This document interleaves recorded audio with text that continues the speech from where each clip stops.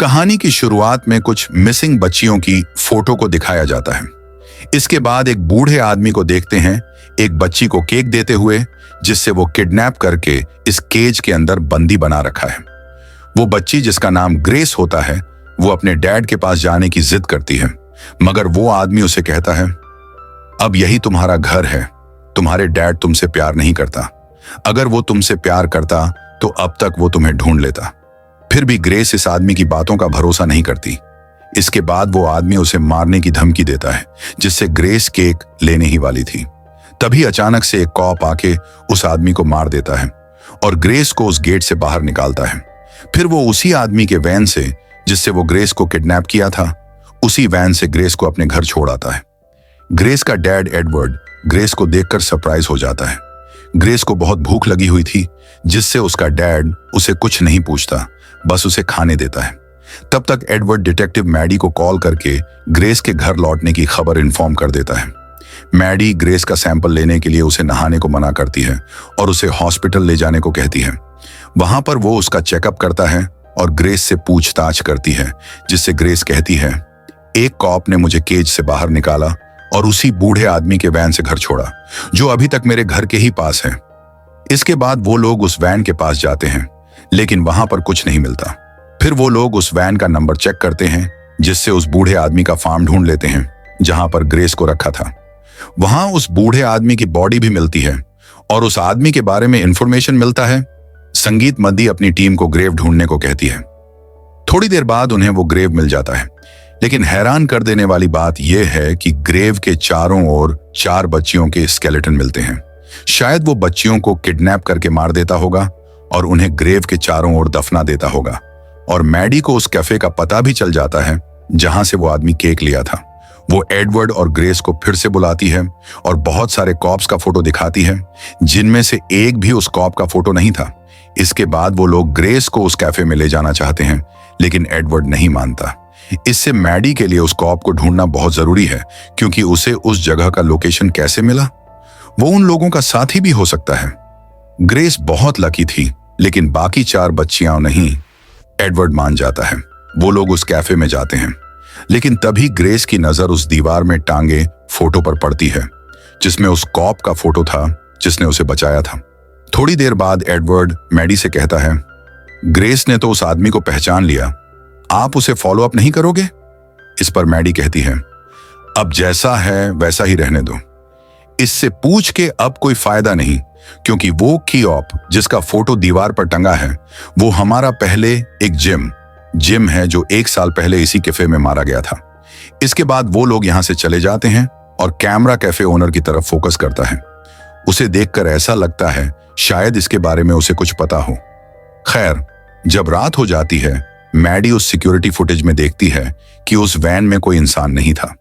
अपने आप ही दरवाजा बंद हो रहा था, जिसे देखकर वो घबरा जाती है और रूम के बाहर देखती है, लाल रोशनी आ रही थी। फिर वो सामने जाकर देखती है, जिम। फिर वो डर के मारे घर के अंदर चली जाती है और दूसरी तरफ ग्रेस अपने रूम में जिम को देखती है। फिर वो अपने डैड के पास सोने आती है और ये बात अपने डैड को कहती है, जिससे एडवर्ड उसके रूम में जाता है और यहां पर यह सीन कट हो जाता है। अगले दिन मैडी एडवर्ड से मिलने बुलाती है और जिम वाला बात कहती है और सीसीटीवी फुटेज भी दिखाती है, जिससे एडवर्ड कल रात वाली बात कहता है, मैं जाकर ग्रेस के रूम में जिम को देखा। यहां से सीन शिफ्ट होकर सोफिया नाम की एक लेडी को दिखाया जाता है। वो अपनी बेटी निया से कॉल पर बात करती हुई उसे घर पैदल आने को कहती है। जब वो अकेले जाने लगती है, एक गाड़ी उसका पीछा करने लगती है। घर ना पहुंचने की वजह से सोफिया पुलिस स्टेशन में जाकर मिसिंग रिपोर्ट दर्ज कराती है। फिर मैडी की टीम निया की लोकेशन चेक कर लेती है, जहां से वो गायब हुई थी। वहां से कुछ मील दूर सिक्योरिटी कैमरा में एक वैन दिखती है। शायद यही वैन हो सकती है। फिर भी उन्हें लगता है शायद निया खुद से ही वैन के अंदर गई होगी, क्योंकि सोफिया से बात करने के बाद उसका फोन ऑफ हो गया था। वो टीनेज थी, शायद उसने खुद फोन ऑफ किया होगा। सोफिया इस बात का भरोसा नहीं करती। उसे लगता है नाया को किसी ने किडनैप कर लिया। फिर मैडी कहती है, इस रिपोर्ट की इन्वेस्टिगेशन अभी जारी रहेगी। इधर उस किडनैपर को देखते हैं जो नाया को खाना दे रहा था। दूसरी तरफ ग्रेस की मॉम घर वापस आ जाती है। पार्कर को निया के पुराने स्कूल रिकॉर्ड से पता चलता है कि निया का बायोलॉजिकल फादर कोई और है, जो सोफिया ने नहीं बताया था। इसके बाद मैडी सोफिया के घर जाकर उसका नाम पूछती है। वो डेविस का नाम लेती है, जिसने जिम को मारा था। वो कहती है, अगर मैं ये बताती तो आप लोग निया के लिए इतना एफर्ट्स नहीं लगाते। इससे मददी कहती है, अगर पहले ही बताती तो हम उसे ढूंढने के बहुत करीब होते। तुमने बहुत बड़ी गलती कर दी। यह कहकर वह वहां से चली जाती है। इधर हम एडवर्ड को अपनी वाइफ के साथ बात करते हुए देखते हैं। वो एडवर्ड से माफी मांग रही थी और यह भी कहती है, मैं एक घटिया दिन उसके साथ थी। हमने सड़क से दवाई ली थी। ड्रग्स की जगह वो झड़ निकला। उसे खिलाने से वो मर गया। घर आने तक का पैसा नहीं था। अचानक से एक कॉप आया। पता नहीं उसे मेरा एड्रेस कैसे मिला। उसने फ्लाइट्स के टिकट और थोड़ा कैश दिया और मुझे घर वापस भेज दिया। असल में वो जिम ही था। इधर मैडी को जिम नहीं मिल रहा था। वो बहुत परेशान हो गई थी। वो उस कैफे में जाती है उस ओनर से जिम के बारे में बात करने। वो कहता है, जिम अक्सर रात को हमारे कैफे में आता था। तभी डेविस गन दिखाकर हमसे पैसा ले रहा था। जिम उस पर शूट करने वाला था, लेकिन वो उसे देखकर जिम के ऊपर गन शूट कर देता है और उसे मार देता है। जब वो मरा था तब 2:35 सुबह था। तब से कोई इसी टाइम में यहां बैठा रहता है। वो जाकर उससे बात करता है। जिम कहता है, मैं बिल्कुल भी ठीक नहीं हूं। मेरी वाइफ ने मुझे गुड बाय नहीं कहा क्योंकि उसके फेस पर बैंडेज था, जिससे वो मुझे किस नहीं कर पाई। वो मुझे आखिरी बार देखना चाहती थी। इसे मैडी कहती है, क्या तुम्हें लगता है जिम ने ग्रेस को बचाया होगा? इस पर कैफे ओनर हाँ में जवाब देता है, क्योंकि मेरा कैफे अच्छे से चल नहीं रहा था। मैं जिम से बोला, लगता है यह जगह बेचनी पड़ेगी। तब जिम बोला, मुझ पर भरोसा रखो, मेरे हाथ थामो, मेरा फोटो यहां लगवाओ। तब से कैफे अच्छे से चलने लगा। इसके बाद मैडी एडवर्ड से पूछती है, क्या तुमने उसे देखा था? एडवर्ड कहता है, हाँ, मैं जिम से बात किया और उसे ग्रेस को वापस लेने के लिए हेल्प मांगी। जिस पर जिम कहता है, मैं तुम्हें और भी चीजें दे सकता हूं, जो भी तुम चाहो। ग्रेस को उसकी मौत से वापस लाने के लिए एडवर्ड को लगा कि वो कभी वापस नहीं आ सकती, लेकिन वो वापस आ गई और बदले में जिम उसका हाथ थामने को कहता है। मतलब उसे एडवर्ड की जिंदगी में एक्सेप्ट कर लिया। इससे मैडी जिम से हेल्प मांगना चाहती है। इसके लिए मैडी रात के 2:35 AM को ग्रेस के रूम में जाती है। जिम उसे हाय कहता है और सीन यहीं पर कट हो जाता है। अगले दिन मैडी सोफिया से निया की पुरानी तस्वीर लेती है। फिर वो ट्रेन में एक लेडी से मिलने जाती है और निया की फोटो दिखाती है। इस पर डेविस कहता है, तब मैं उसके साथ ही था जब यह फोटो ली गई थी। इधर पार्कर को उस वैन का लोकेशन मिल जाता है सिक्योरिटी फुटेज से। उसी के पीछे वो किडनैपर निया से किसी को बात करवाता है, लेकिन फिर फोन को बाहर फेंक देता है। इधर दूसरी तरफ टेडी स्नाइपर से अपनी जान ले लेता है। तब तक मैडी और उसकी टीम उस मॉडल में आकर नाया को ढूंढ लेते हैं और उसे उसकी मॉम को सौंप देते हैं। फिर हम देखते हैं पार्कर को मैडी पर शक होता है, क्योंकि उसके जीपीएस में मॉल का लोकेशन एक दिन पहले ही मिला था।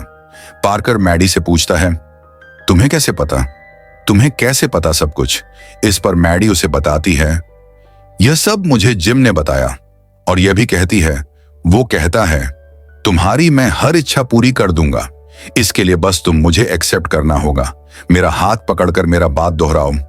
मैं मैडी तुम्हें एक्सेप्ट करती हूं अपने एकमात्र गोश्त के रूप में।